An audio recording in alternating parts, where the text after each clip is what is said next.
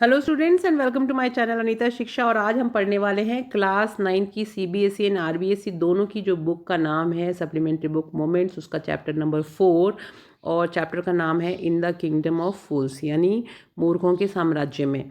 और ये जो कहानी है एक गुरु शिष्य की कहानी है कि किस तरह से शिष्य जो है वो भ्रमित होकर और लालच में पड़ के गुरु का साथ छोड़ देता है और एक मूर्खों के राज्य में रहने की जिद कर बैठता है। और आखिर में उसको किस तरह की समस्या का सामना करना पड़ता है, जिसमें आखिर उसको अपने गुरु को ही याद करना पड़ता है और उसके गुरु ही उसको वहाँ पे बचाने के लिए आते हैं और उस समस्या से बाहर निकालते हैं। तो बहुत ही रोचक ये कहानी है। अगर आपको इसका लाइन टू लाइन एक्सप्लेनेशन अभी तक आपने नहीं पढ़ा है तो आप लोग जाके मेरे चैनल के अंदर जो प्लेलिस्ट है उसमें जाके इसका पूरा चैप्टर की समरी और हिंदी में एक्सप्लेनेशन पढ़ सकते हैं। और अगर अभी तक आप लोगों ने मेरे चैनल को सब्सक्राइब नहीं किया है तो आप लोग पहले इसको सब्सक्राइब कर लीजिए, ताकि आने वाले जो आगे के जो चैप्टर्स हैं उनका नोटिफिकेशन आपको मिलता रहे। और चलिए स्टार्ट करते हैं अब इस चैप्टर के क्वेश्चन आंसर्स। तो पहला क्वेश्चन है, what are the two strange things the guru and his disciple find in the kingdom of फूल्स।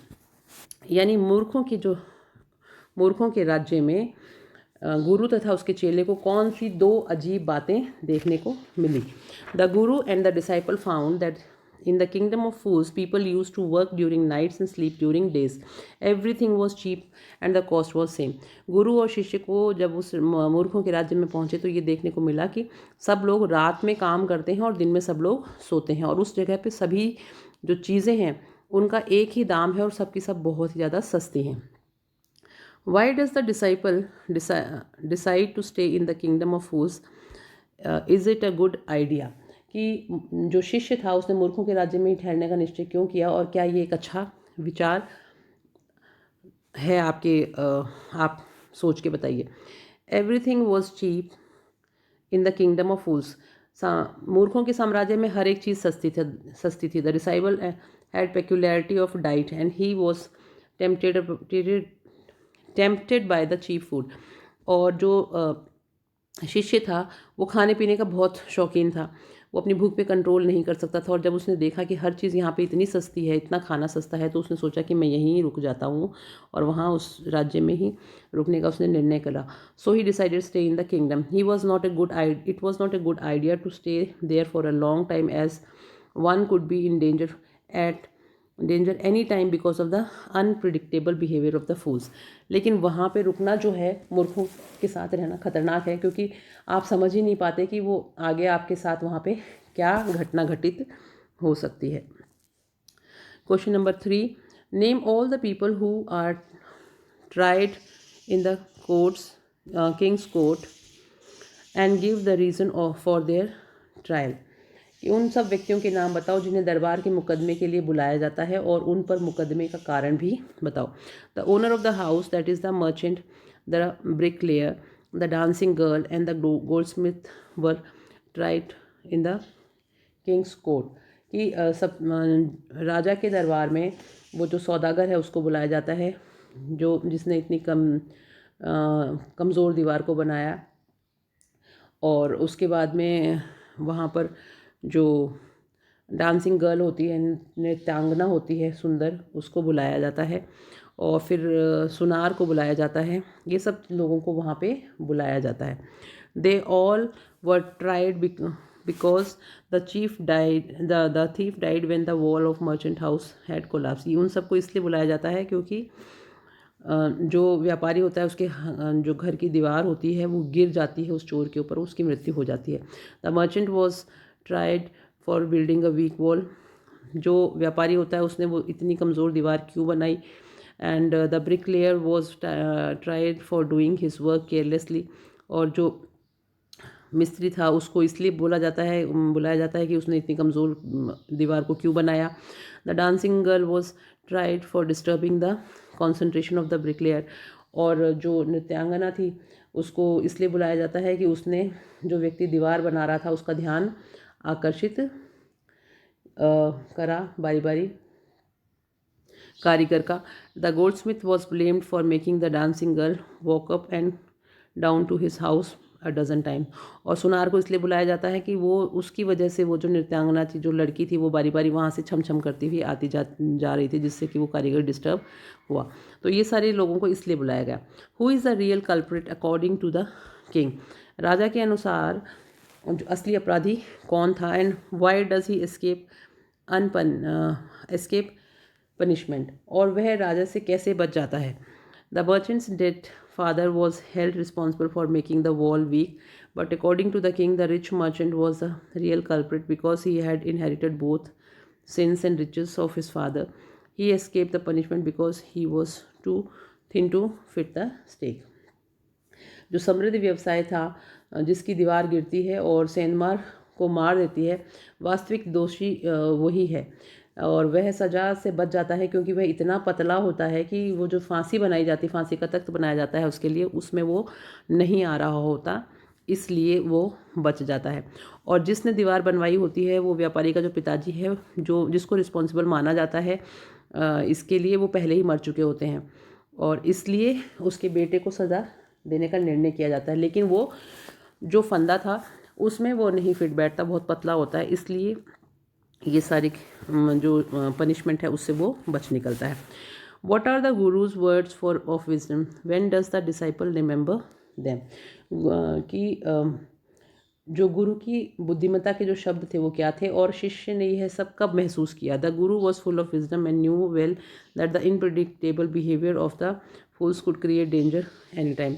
गुरु जो था वो बहुत ही ज़्यादा ज्ञानी था और बुद्धिमानी था, और वह जानता था कि अगर मूर्खों के साथ अगर हम रहेंगे तो वो लोग किसी भी तरह की मूर्खतापूर्ण हरकत करके हमें कहीं पर भी फंसा सकते हैं, हमें खतरा, हमारी जान को खतरा हो सकता है। द गुरुज वर्ड्स वर, गुरु के शब्द ये थे, दे आर ऑल फूल्स, कि ये सारे के सारे मूर्ख हैं। This won't last very long and you can't tell what they will do to you next, कि ये सारे के सारे मूर्ख हैं और ये ज़्यादा दिनों तक चलने वाला काम नहीं है, और ये पता नहीं तुम्हारा क्या करेंगे। The disciple remembered them when he was arrested by the man of the king to execute merely because he fitted the stake. It was because of Guru's words of wisdom that the execution was postponed. अब वो वास्तव में उस समय जब उसको गिरफ्तार कर लिया जाता है, क्योंकि जो फंदा बनाया था जिसके अंदर जिसको फांसी देने वाली थी वो बहुत पतला था, उसमें फिट नहीं बैठ रहा था, तो ये कह दिया गया कि जो इस फंदे में फांसी में फिट बैठेगा उसी को ही फांसी दे दो, तो उसमें ये फंस जाता है और इसको वो लोग पकड़ के ले जाते हैं फांसी देने के लिए, और आखिर में जो उसके गुरु ही उसकी मदद करते हैं उसको उस समस्या से बाहर निकालने के लिए। तब शिष्य उसको याद करता है कि ये तो मेरी गलती हो गई, और अब मेरे को सूली पर चढ़ने से मेरे गुरु ही बचा सकते हैं, और उन्हीं की आने के बाद में इसको स्थगित किया जाता है फांसी को।